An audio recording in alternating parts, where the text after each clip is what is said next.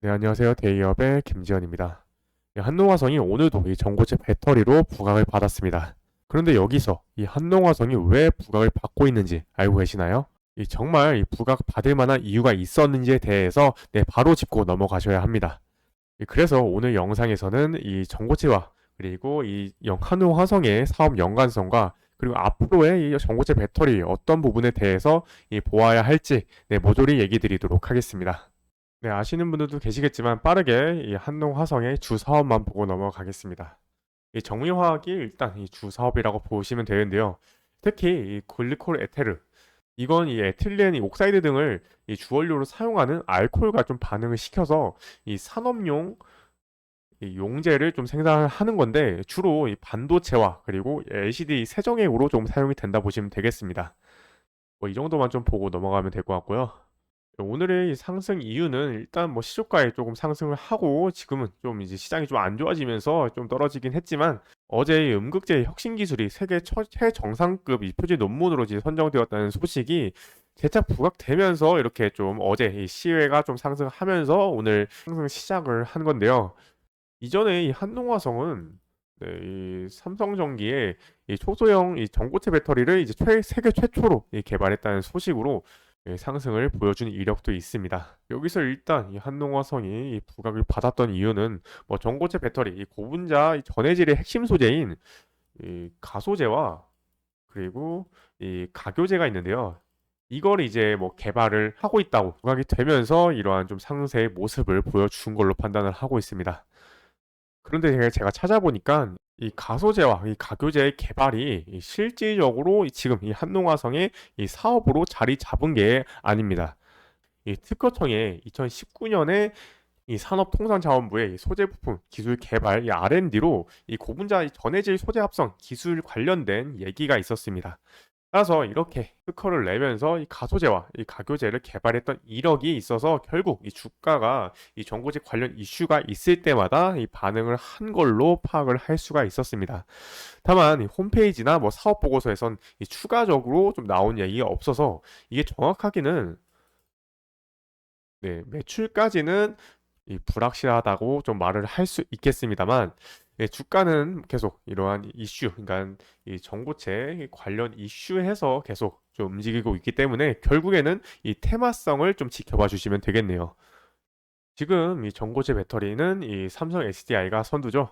이 6월 말에, 여기 보시면 6월 29일이죠. 이 6월 말에는 이 국내 최초로 이 전고체 이 배터리 파일럿 라인을 이 구축했다는 소식이 좀 전해졌었고, 지금은 이 배터리 이 B 샘플이죠. 이 B 샘플을 현재 개발 완료해서 이 해외 완성차 업체 이 공급 소식도 나와주면서 부각을 받았었습니다. 그래서 현재 이 삼성 SDI의 이 전고치 배터리 이 시제품 양산은 이쪽입니다. 보시면 2025년 초중반이고, 이 본격적인 양산은 2027년으로 이 다른 기업들보다 이 가장 좀 빠른 양산을 계획을 하고 있는 상황입니다. 그래서 이 전고체 배터리는 이 실제로 이 상용화가 언제일지에는 이 삼성 SDI의 이 움직임에 따라서 조금 이제 변화가 될 거다라고 보시면 되겠고요. 뭐 이후에도 보면은 이 SDI 말고도 뭐 도요타나 뭐 LG에너지 솔루션 그리고 이 SK온 등등 해서 다들 이제 이 상용화를 지금 목표로 하고 있는 상황이기 때문에 이후에 이러한 기업들이 어떠한 상황을 보여주는지 추후 계속해서 한번 확인을 해보도록 하겠습니다. 다만 이 전고체 배터리는 좀 주의를 해야 하는 부분이 좀 있는데요. 현재로서는 이 전고체 배터리 같은 경우에는 이 가격적인 부분들이나 뭐 이러한 부분들이 너무나도 현 시점에서는 이 대중화가 되기에 좀 어렵기 때문에 이 삼성 SDI 측에서도 이야기한 바가 있지만, 첫 번째 이 상용화가 좀 되는 시점에서는 이 슈퍼카 위주의 이 하이엔드급 차량에 좀 납품이 될 가능성이 높습니다. 왜냐면 전고체 배터리 자체가 이 가격이 상당히 좀 비싸게 나가기 때문이죠.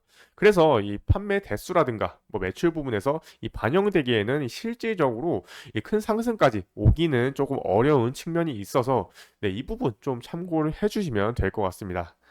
그래서 정보재 관련주로 어제 이 시간의 상승 덕분에 오늘 한 9%로 좀 상승 시작을 했던 모습인데, 일단 오늘 시장이 좀 많이 빠지고 있어요. 많이 빠지면서 오늘 이 갭 상승을 조금 메꾸는 모습입니다. 다만 이 크게 봤을 때에는 네, 이때 8월 13일부터 좀 정보재 배터리가 좀 부각을 받으면서 이 만원 부근에서 최대 네, 23,400원 부근까지 올라와 주었던 이 모습인데요. 이렇게 좀 상승을 할 수 있었던 이유는 이때부터 이제 시작이 되죠. 이 전고체 배터리가 전기차 이 화재의 대안으로 지금 꼽히고 있기 때문에 이렇게 현재도 계속해서 지속적으로 좀 상승을 받고 있는 겁니다. 다만 이게 실질적으로 이 매출로 이어지지 않고 지금은 이제 테마성으로 움직이는 이 감이 좀 많아요. 그래서 테마적인 부분이기 때문에 이후에도 계속해서 좀 변동성이 클 수 있다는 거 참고를 해주시면 될 것 같고요. 이후에는 이 전기차 화재 이슈나 뭐 전고체 이 관련 이슈들 계속해서 좀 다뤄보도록 하겠습니다. 그리고 이 첫 상승이었던 이 8월 13일부터 현재까지 이 수급 상황을 좀 확인해 보면요. 네, 수급이 이 외국인의 물량을 이 개인과 이 기관이 지금 받고 있다는 거, 특히 개인의 매수세가 좀 강하다는 거 참고로 좀 해주시면 될 것 같고요. 이 개인이 보통 이 주가를 끌어올리긴 좀 힘듭니다. 그래서 추후에는 이 기관이 어떠한 매수세를 보여주는가, 아니면은 이 외국인이 뭐 다시 한번 매수세로 돌아와 줄 수 있는지에 대해서 확인을 해보도록 하겠습니다. 따라서 이후에도 이 정보제 관련해서 계속 추적 분석해서 이 올바른 정보를 전달 드릴 수 있도록 노력하겠습니다. 오늘도 시청해 주셔서 감사합니다.